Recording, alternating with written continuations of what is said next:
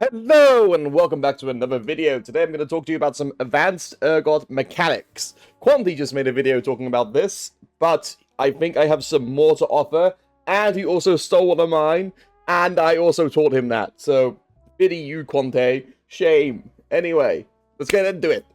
First tip is going to be toggling. You're going to be very familiar with toggling already, but this is just for the Urgot players who don't actually know what toggling is at this point. Toggling is turning on your W, and then every 3 autos from your W, you turn off your W to do more damage with your basic auto attack. So you can think about this like 50, 50, 50, 50, 200, or 50, 50, 50, 100 for 250.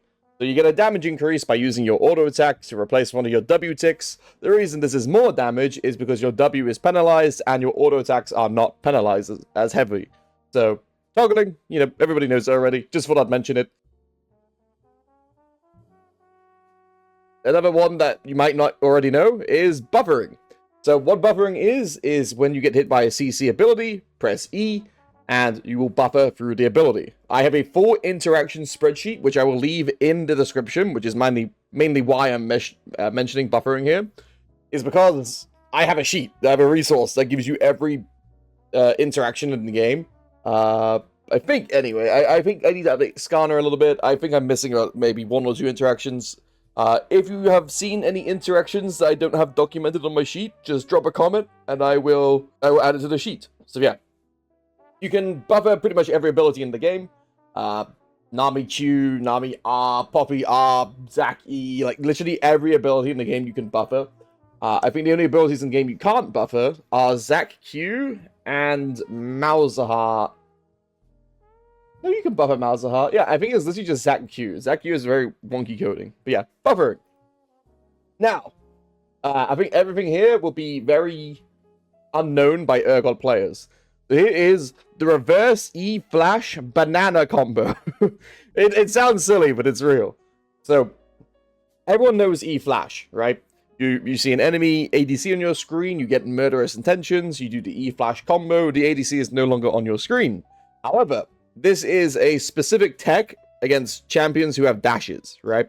So for this example, we're going to be using Yasuo. Yasuo is going to dash through me, and I'm going to be casting my E at him, which triggers him to dash, right? So this is a thing Yasuo players do to outplay Urgot E. If they're close enough to you, they can E through your E, and, then you'll get the 100-0 trade. What you can do is E flash behind yourself to realign yourself with the Yasuo player, right? So you do E, flash behind yourself, then grab the Yasuo. This is the E flash banana combo. This has a practical effect against any champion who has a dash. So let's say it has to be a targeted dash, keep in mind. So it's good against Jarvan, Yasuo, Samira, and pretty much like anyone who has a dash, right? If your E is going to miss, you can just course correct it in different directions, is what I'm trying to tell you. This is specifically good against champions who have a dash who is targeted on you, but yeah. Yep, banana combo. Urgot auto attacks are unique. What this means is you can actually buffer your auto attacks the same way you're using your E. For example here, I'm going to be using Jax, and the TLDR about this is that Urgot auto attacks channel. I don't know if it's unique to Urgot, because when I posted this on the Reddit, people said like, oh, other champions can do this too. Other champions can do this too. If other champions can do this too, I think Urgot just has a more unique way of interacting with it.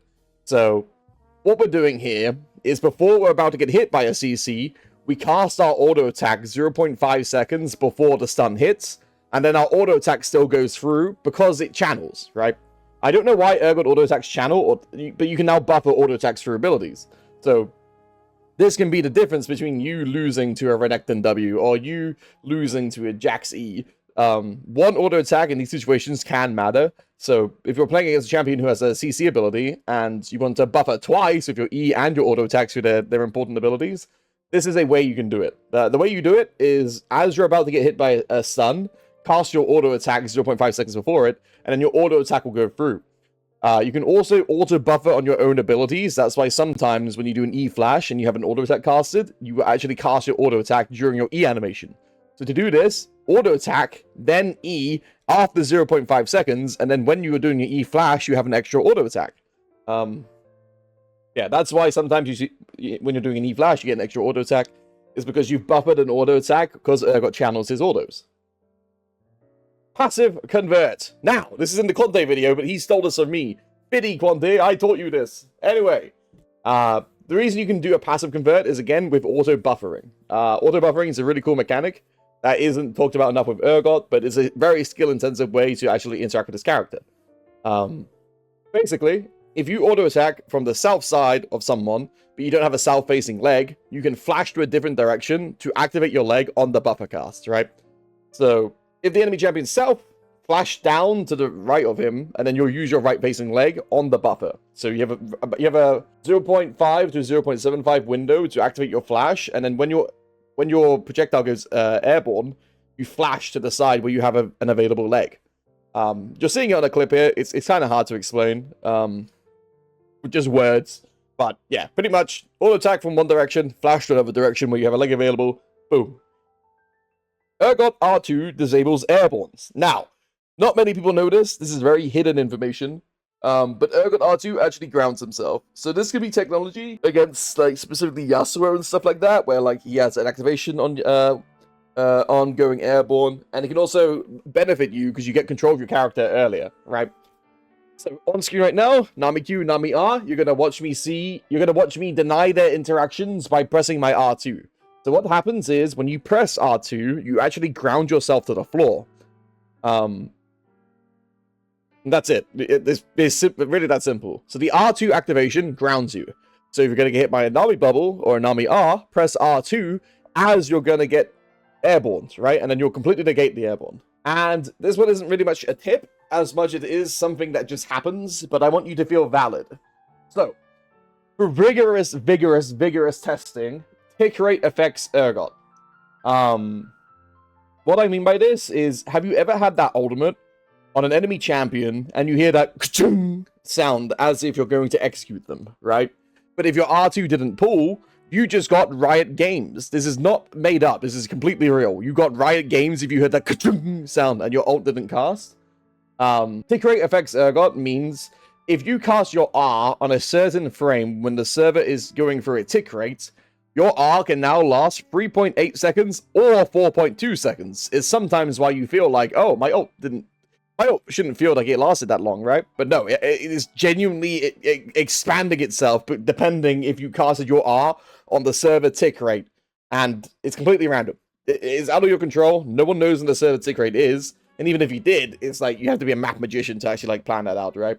But if you've heard that sound and your R didn't cast, that was a 3.8 second bug.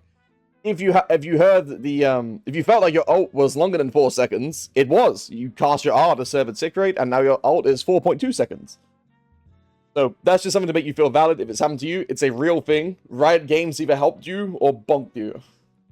Now, Urgot executes below 25% regardless of what happens to their health bar. So what I mean by this is, let's say you're playing against a Nunu, right? Nunu on screen right now.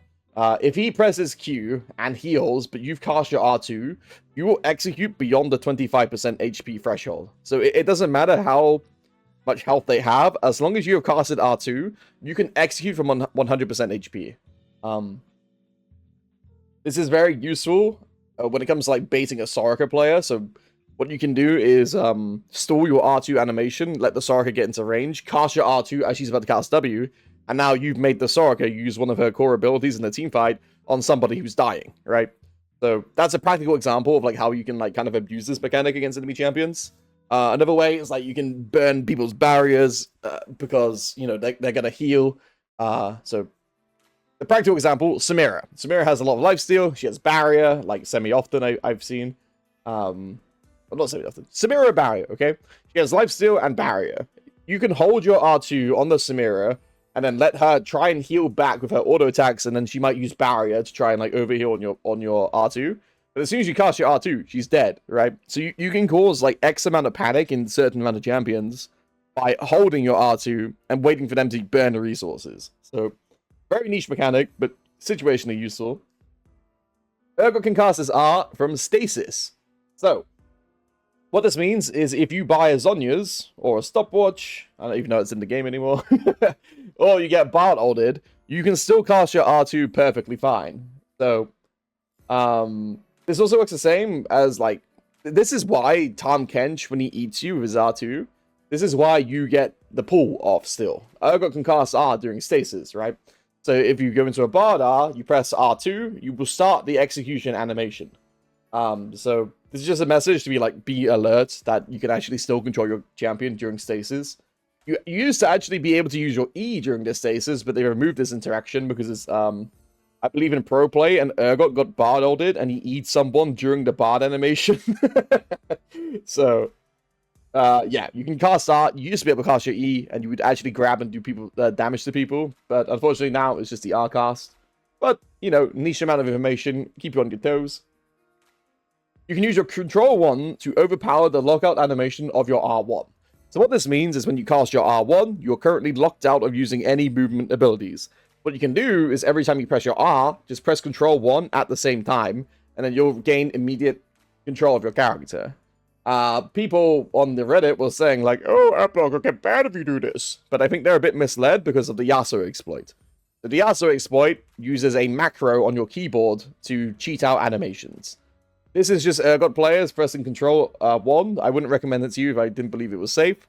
But yeah, cast your R, press Control 1 at the same time. You skip out in the lockout animation, saves you about 0.5, 1 second time of being able to move and reposition yourself. And that can definitely be the difference in a kill and a not a kill sometimes.